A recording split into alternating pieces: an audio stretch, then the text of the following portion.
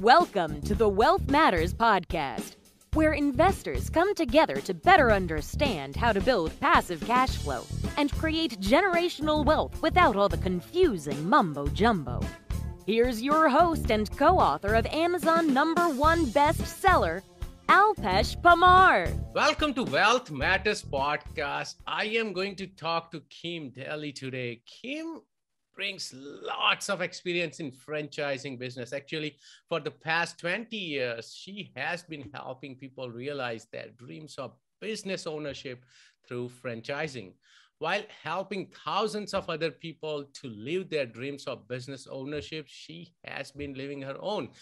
Today, she is recognized as one of the America's top franchising consultants. So I am looking forward to this episode just for my selfish purpose, because I was looking into franchising. As you guys are aware, I'm always looking for generating income, passive income, creating multiple streams of income, from real estate to crypto mining to whatnot. So this episode is going to be really interesting. So welcome, Kim. Thank you so much for that introduction. I'm happy to be here. Absolutely. So, Kim, first question we ask everyone: tell us something funny or interesting about yourself.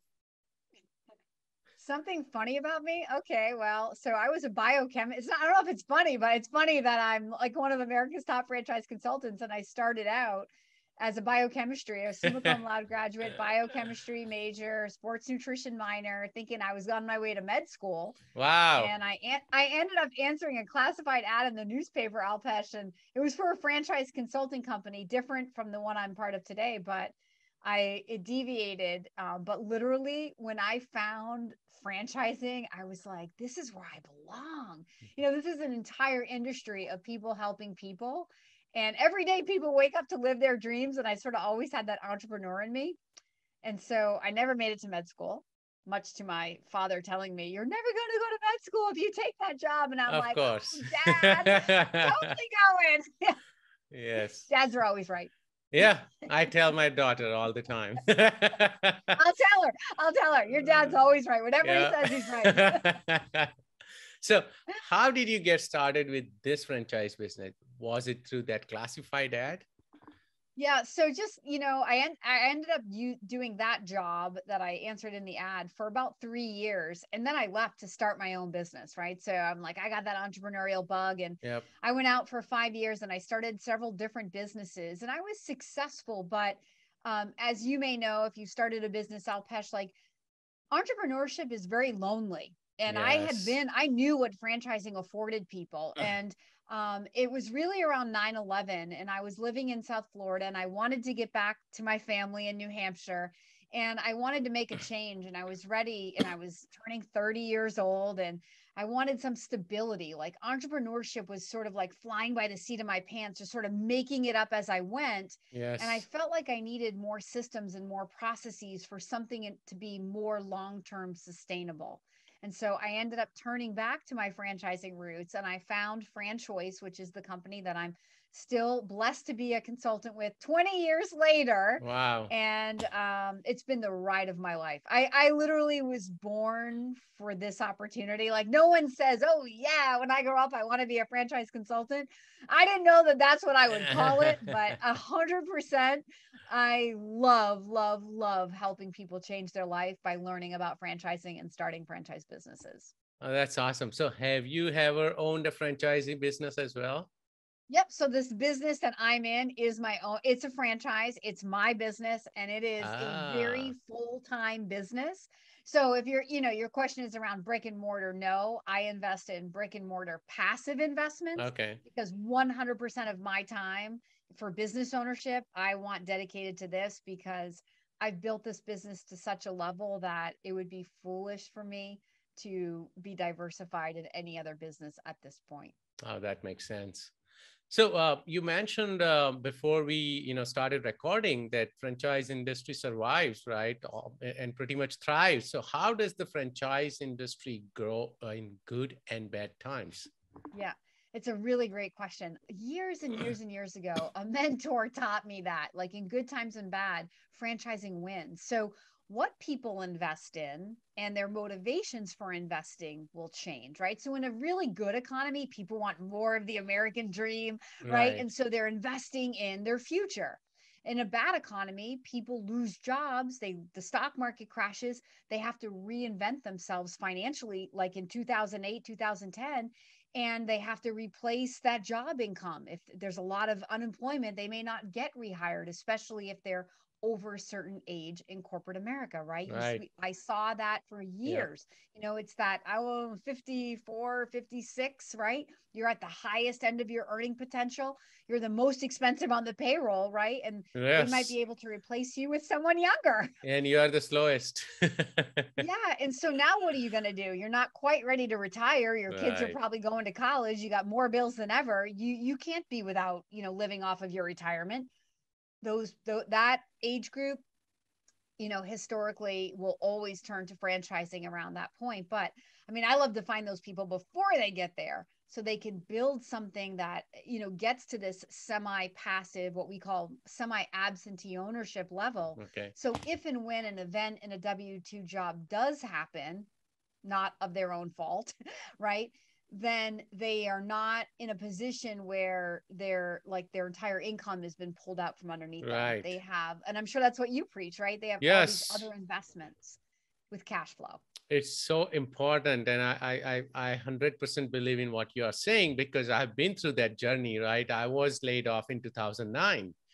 That's when I realized that, I'm dispensable. No one is. So I decided to start my own IT business. And since then, I have not worked W-2. But even then, starting my own business, I have started putting money in passive income, some absentee owner kind of deals, right? Semi-passive, because the goal is to have as many multiple streams of income as possible. Yes, totally. So I totally agree. The more diversified you are. Yep. And so even in a franchise, even in a franchise, an investor may start, like when I work with a candidate and we talk about what are your goals and how long do you see yourself wanting to be involved in a business, active and then more semi-absent, or building something to sell it, or building it to pass on to your kids. So looking again at the short-term and long-term goals, that helps me to match opportunity, right? Because different investments will be used for different purposes and by different investors. So when I'm working with candidates, that's what we're doing. Like we're looking at what you're trying to accomplish through the business. A lot of times when people think about business ownership, they think about what they know, or they think about like, oh, my community doesn't have a Chick-fil-A. So, and I always see the line at the other one. So that must be a good business. Right. But it's only a good business if the role that you play as an owner matches the role that you want to play and the quality of life goals that you have, right? And if you don't love managing a lot of people, I don't care how successful your Chick-fil-A is, you may never feel successful. I agree. And I'm laughing because I have that shiny object syndrome, right? Whenever I look at something, I'm like, oh, I should do this, right? Versus like compared to someone who's like, look, Kim, I'm a real estate investor. I have this great W-2 job, but I'm looking for diversification. What is there in franchising that's more on a semi-absentee level? I mean, I have franchises where you have no employees. Right. Yep. That look and feel like real estate plays, but they have business cash flowing returns and tax advantages. And like a simple example might be like a laundromat. Like there are franchises that are laundromats. So, right. So I've been thinking about that actually. It might only have one or two employees, but like it's not going to be a huge time expense for the owner. No, this is great. So I have never done this on the podcast. Now that you got me thinking, can we do, and of course we haven't spoke about it. Can we do a role play here? Right. Sure. Yeah. I just want to see. And again, you don't need to, we don't have a lot of time, just 5 minutes. And if I'm the candidate, and if you just, 5 minutes, you ask me questions, I'm just going to answer what I think. And I just want to see how that feels. And for my listeners as well, if they want to start thinking about it. Right. The most important thing in the starting place is always Alpesh. So why are you looking for a franchise? Like, what is the vision of your future? And how do you see a business fitting into that? Oh, that's a great question. So You're like, okay, game over. Yeah, exactly. I'm like, we are done. Start with something easier, Kim. Yeah, the tables have turned, huh? It's diversification, income. Yes. So so the why is important for me to have multiple streams of income and also stable income, which I can rely on even in good economy and bad economy.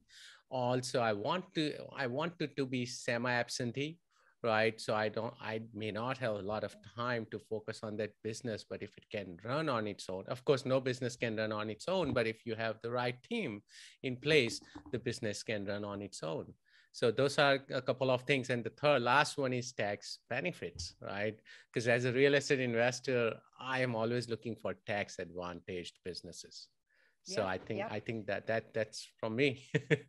Okay, awesome. So if I asked you, Alpesh, so when you think about the day-to-day role that you do play, because as you said, no business is ever truly passive. You can be semi-absent, but there's still a business needs a leader.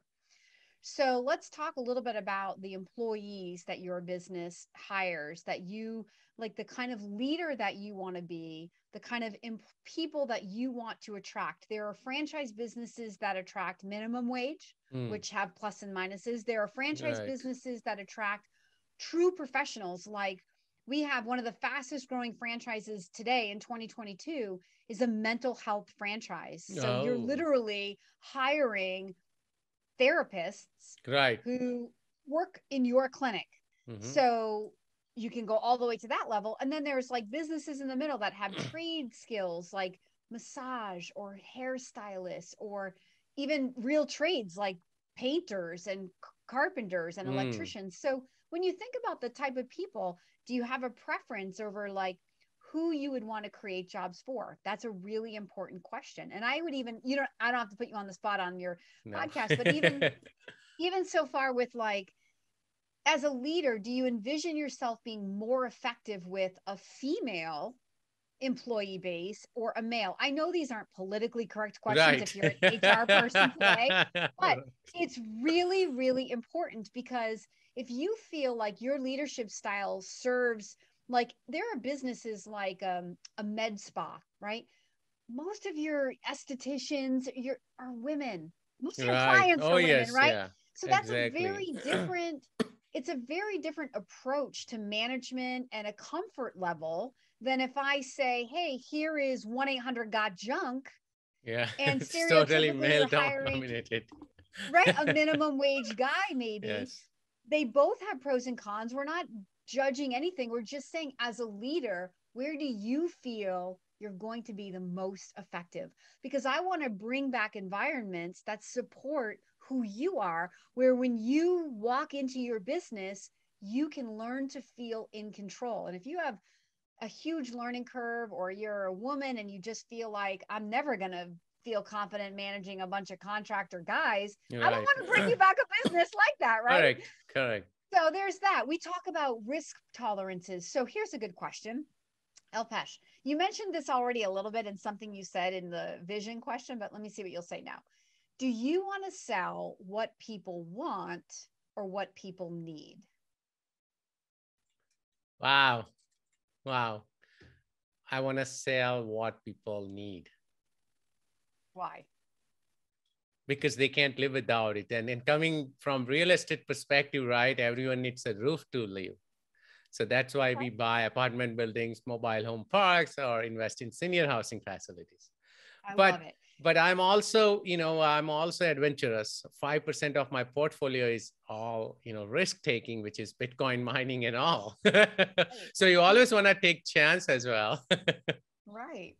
Okay. So there's no right or wrong. And every candidate I work with, I ask the question on, right? And then I have another question to measure, like how they would measure their tolerance. But to jump to the end of that conversation, here's the whole punchline. So who's to say what is a want or a need other than the person investing the money? So if I said to you, Alpesh, is a gym membership a want or a need? Yeah, that's a great question. So because we spoke about it, right? I'm a fitness junkie. So for me too. It's a need.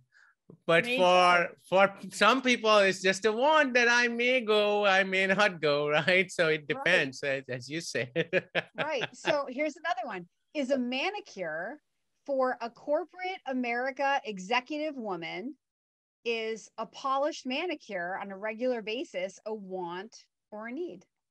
I think I want, but I'm not a woman, Well, so. so it's a need, I'll pass.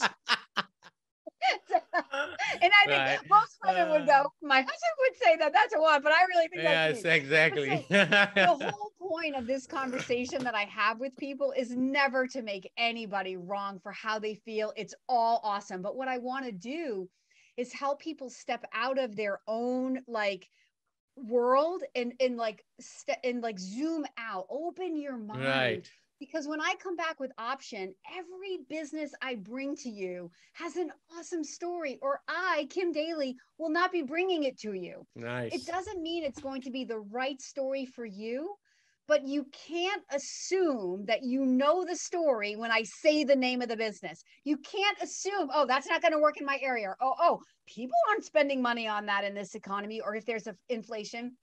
You can't Right. assume that, or I can't help you, right? Yes. What I'm going to say is I'm going to bring back 3 to 5 concepts. They're going to match most of the characteristics we've laid out together in this consultation process.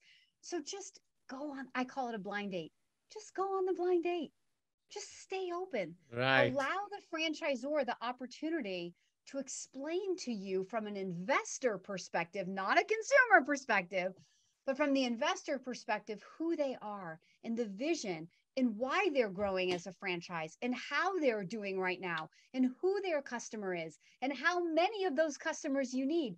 Because a lot of times that feeling of, people aren't going to spend enough money on that, or Right. if something happens, it's a scarcity mentality that when you really dive into the unit economics and you see how many customers you actually need to build the most amazing business, you're like, oh, they're selling me a territory of 50,000 households to market to.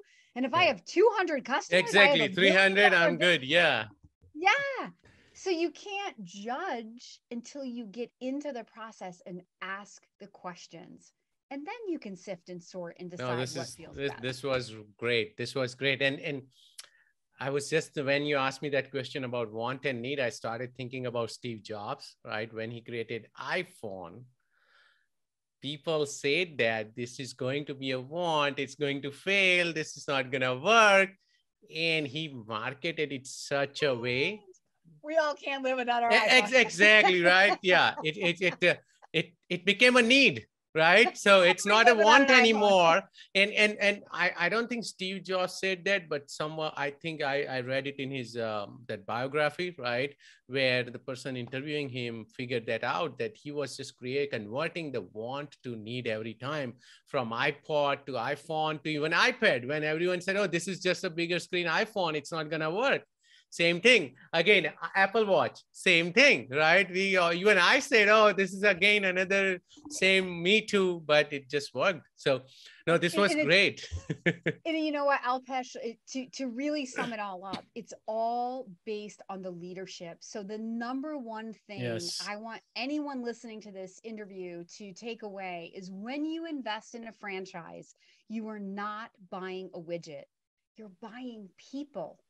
That's the whole idea. If you want to be the widget master, be the entrepreneur. Yes. But when you turn to franchising, you're finding people that have a vision, that you believe have a track record of success, that feels good for you, that have the financial capability to build a brand. And you're saying, after you do all of your due diligence, you're raising your hand saying, pick me to Yes. take your brand back to my market in San Francisco and have at it. Because that's really what a franchise is doing, right? They're using other people's Yes. money and time to build their brand. So it's a mutually beneficial relationship where, as you explore the franchisor, they're exploring you. And ultimately, it's their business to award to you before it's your business to buy. So we're always looking at leadership, and we let the widgets be what the widgets are, right? The Yep. business is the vehicle, it's not the thing. It's providing cash flow, quality of life, right? Passion for the role, you have to have a belief in what you're selling so you feel good about it. But does it really? I didn't wake up saying I want to be a franchise consultant, but I wanted to serve people. That's why I wanted to go to medical school, right? I was a personal trainer in the gym in college. When I saw this role in franchise consulting, I was like, that's like being a personal trainer, right? I'm coaching people through a process that changes their life. Only we're talking about business instead of fitness. Okay, I own some businesses. I could probably learn about that. And over 20 years, I learned and became America's #1 franchise consultant. So the franchisor can teach you the business, but they can't teach you to be the owner that has a passion for managing and leading, or for sales, or whatever that key role is that the owner will play. No, this is great. This is very, very helpful. So let's talk about the current market now. Do rising interest rates have any effect on franchising? Well, I mean, I think interest rates affect everything. Like I was interviewing, so I have a YouTube channel, little plug, it's kimdaly.tv. And I interview franchisors, and I was interviewing a franchisor earlier this week, having this very conversation, and in the beauty space, because beauty is something that, I mean, no matter what happens, beauty brands grow. Women don't, we were laughing. I'm like, I'm not going to stop coloring my hair, right? Exactly. I'm not going to stop painting my nails.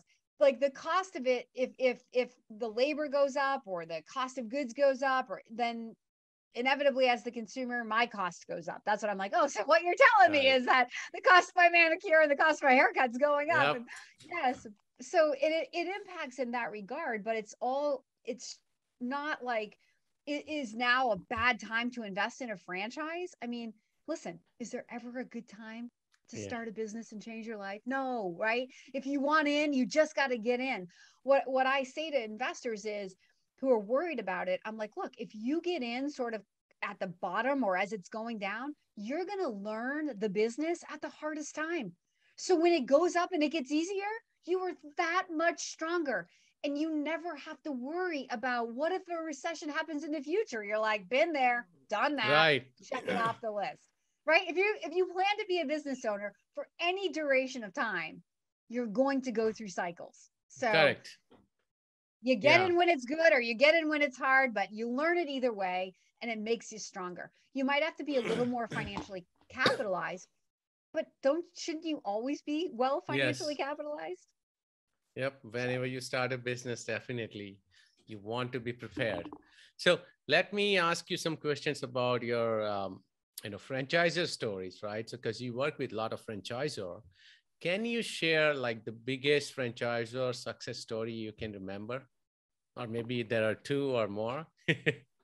A success story from the franchisee's perspective or the corporate? Okay, from the franchise. Oh, yes, I have so many amazing stories. So success is a funny thing though, Alpesh, right? So some people, for them, the success is that they dared to leave their job. I have had people, one guy, I remember this so perfectly. He was walking down the hall to quit his job because he was buying a franchise, and he wanted to leave the job. And he was like calling me. This is before we had text. This is years ago.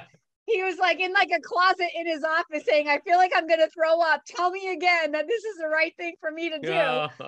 He was quitting his job to go start his dream. I mean, that's success, right? For somebody else, on Kim Daly TV, I interviewed a former JP Morgan guy who was a global sales leader who was sick of the finance W-2 world. And he said, I'm going to take my global leadership skill and I'm going to do it for myself. And he's in Houston, Texas. And he bought a Paul Davis restoration franchise, which is a water mitigation. So Houston, that's a good market, right? Oh, it's huge market for water mitigation. So when I interviewed him, it was just past his 4th anniversary. So in 4 years, he built a company that was grossing $21 million. Oh my God. 4 years. So he took his global leadership skills and applied those leadership skills in a local market. He started buying up the other franchisees, I think, that were in the neighboring areas. When I interviewed him, he had just purchased his first territory in North Carolina, because he was like, look, if I ran businesses all over the world for somebody else, Why can't I run a business in multiple states? Exactly. Oh, that's awesome. But sometimes what I was going to say is sometimes the success factor is that somebody started a business and their kids are working in the business. Like that's a legacy piece. Sometimes it's I finally am doing what I've always wanted to do, which is own a business, or I wanted to work with my spouse forever. And now we're in retirement and we bought this little business and we're working together and we're traveling together. And so how everybody defines success, it's not just money. There's so many other intangibles. That's what makes what I do like so rewarding. No, that totally makes sense. So, in any failure of a franchise business you have seen, and what did you learn from it? Oh, sure. Yeah. So I have a YouTube video on this story. So I once worked with a guy who was military. So that means he can follow directions, right? So franchising is all about following somebody else's lead, okay? Because you already have the processes in place, systems in place. So this guy on paper was like, so he came out of the military and then he had a corporate sales background. So he had great communication, leadership, can follow direction. Everything on paper seemed like this guy's going to crush it. But he lived in Dallas, and he lived in a very high-end suburb of Dallas. But this was a more experienced franchisor. So the area he lived in was already sold. It was already owned by somebody else. So he had to commute 20 minutes or so to an open territory. The first thing he said when he realized he couldn't have his backyard was, people in that area don't spend money like people here, because he lived in that affluent suburb area. And this was a more older, more established neighborhoods. And but we said, we got him out talking to other owners, and they had a great, this particular franchise loves veterans and had a great kind of hoorah, a lot of like hard charging alpha guys. And he fit right in. We met their spouses, and he was like, I want to be a part of this family and I'm going to do it. So he went and he ended up buying that territory. That was the only one available. Well, 18 months later, the franchisor called me and said he ended up closing his doors, no hard feelings. He's going back to W2 world. It just didn't work. And I was like he never called me.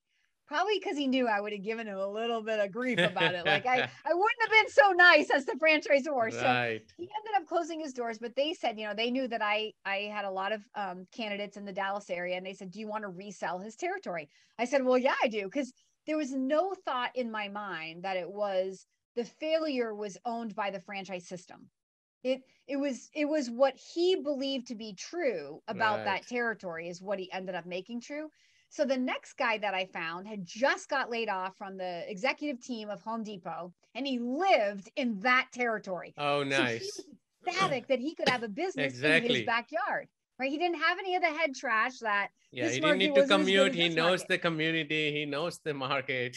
Yes. So that second guy went on to do $1 million in his first 12 months. He was rookie of the year for that franchise. In that same market that the first guy said, well, those people don't spend money like those people.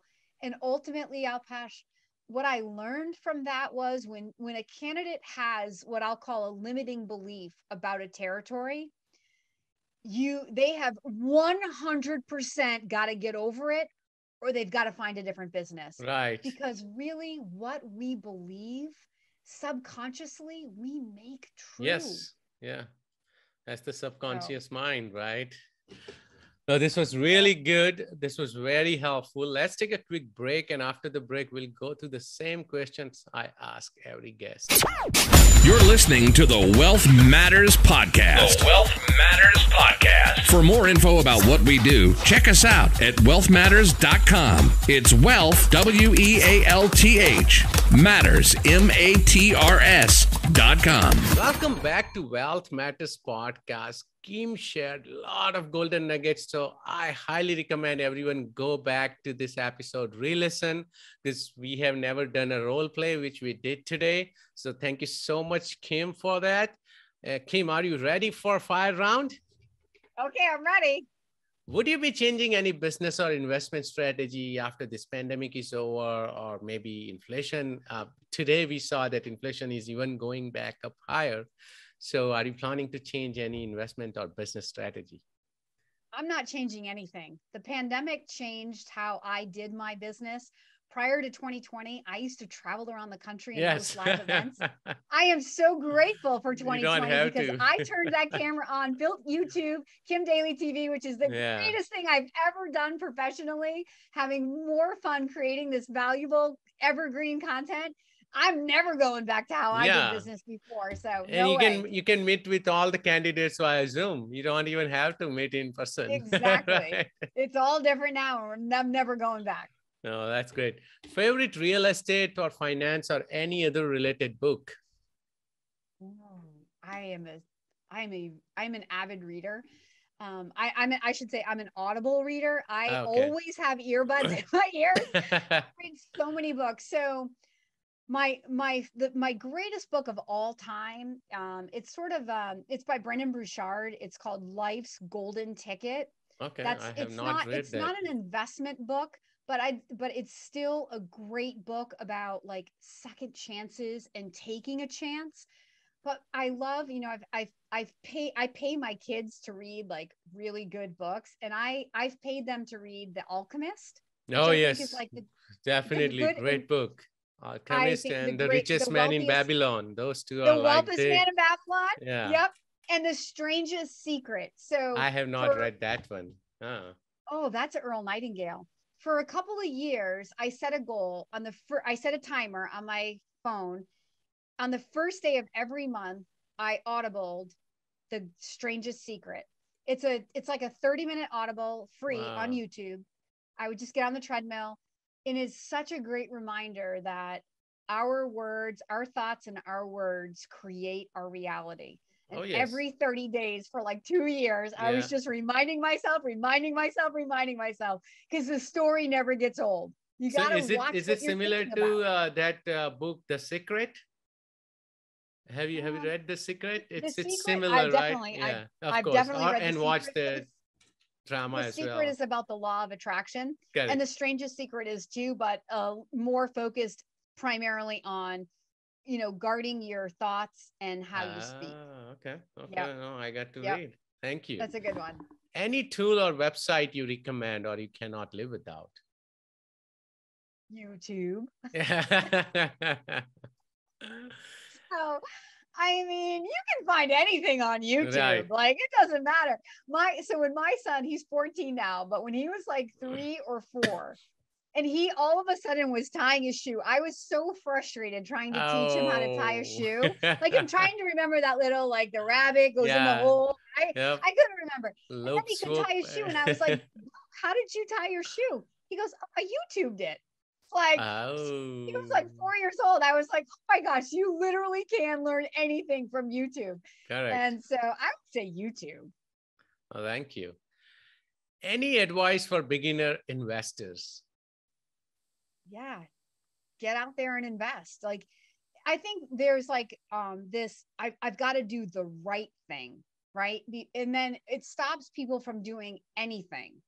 And I think it's just having the courage. I mean, I talk to my candidates all the time about this business doesn't have to be the end all be all. It doesn't have to be the dream business. It's just the first business. You're going to learn a lot. You may not even know what kind of business owner where you're going to thrive in business ownership until you put yourself in the arena and come up against some of the challenges that business ownership will present.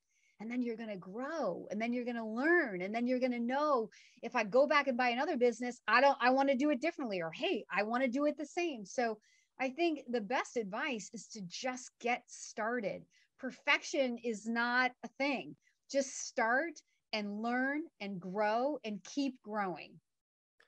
Thank you for that advice. How do you give back? How do I give back? Yes. I give back financially. I give back in my local church. I feel like the business that I offer, it's a free service for people. I don't know if we even said that, but I work for free. I don't actually. but the people that I'm helping don't pay me. So if you were a candidate, Alpesh, you don't pay me any money. I get paid like a recruiter. So by the franchisors to help bring them the most qualified people for their franchise. So by the nature of the business I'm in, I give back every single day. And every hard business lesson that I've learned over 20 years, I was 8 years an average performing consultant, inconsistent results. I made okay money, but once I got clear about what was really important in my business and dared to think bigger, I became a history-making consultant, and that was back in 2012. And I've spent the last decade as a top-performing leading expert in my industry, and it's a lot more fun to be top-performing and known as an expert than it was an average, inconsistent performer. And all that I've learned, I give to every single candidate that goes through my process, and I tell them, you're learning what took me 20 years. And here's the thing, you're going to go out and you're going to validate with franchise owners and these companies you're looking at. They already said yes to the business. And I can almost guarantee you the vast majority of the people you're going to meet don't know the secrets that I'm sharing with you. So I feel like I'm arming my candidates with more mindset coaching than the vast majority of people that own franchise businesses will ever have. Really, my long-term vision, Alpesh, is I'm building coaching programs that will be passive for me, like they're going to be recorded, because I really do want to keep giving back and sharing these life lessons with all the business owners that I've created, as well as all those that I didn't get to help say yes to their franchise, but are in their business and are, not living the life that they thought they were signing up for. Oh, this is great. How can my listeners reach out to you? The number one way is through YouTube. Please go to my YouTube channel and like and subscribe. It's Kim Daly, D-A-L-Y, kimdaly.tv. And from there, that will lead you to my website, which is thedalycoach.com, and all the contact information on how to reach me if you want to be a candidate in my process and work with me for free. You can find that information on kimdaly.tv. Thank you so much, Kim, for your time today. My pleasure. Thank you for asking great questions and letting me role play with you. Absolutely. Thanks for listening to the Wealth Matters podcast. If you enjoyed it, please leave us a 5-star rating on iTunes so others can enjoy the show too. Have a great week and happy investing.